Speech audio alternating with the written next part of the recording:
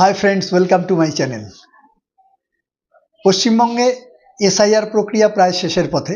4 December पर्यन्त SIR प्रक्रिया सम्पन्न करार कथा थाकलेও परवर्तीकाले निर्वाचन कमिशन 11 डिसेम्बर पर्यन्त सेटाके बर्धित करेছে এবং সেভাবে কাজ চলছে। তবে এখন কাজ প্রায় শেষের পথে। তবে এখনও কেউ কেউ রয়েছেন এরকম যারা এনুমারেশন ফর্ম জমা দেননি, তারা অবশ্যই বিএলওর সঙ্গে যোগাযোগ করে নিয়ে এনুমারেশন ফর্ম দিয়ে দেবেন।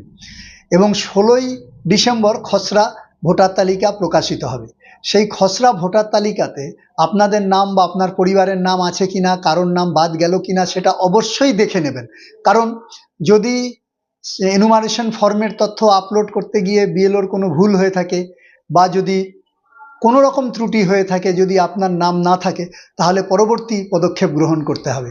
কাজেই 16ই ডিসেম্বর যে খসড়া ভোটার তালিকা প্রস্তুত করা হবে এবং প্রকাশিত করা হবে সেটা অবশ্যই আপনারা নিজ নিজ দায়িত্বে দেখে নেবেন। কারণ ভোটাধিকার হচ্ছে সর্বোচ্চ অধিকার।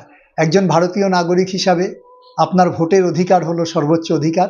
এই অধিকার যেন বঞ্চিত না হয় সেদিকে অবশ্যই অবশ্যই অবশ্যই খেয়াল রাখবেন।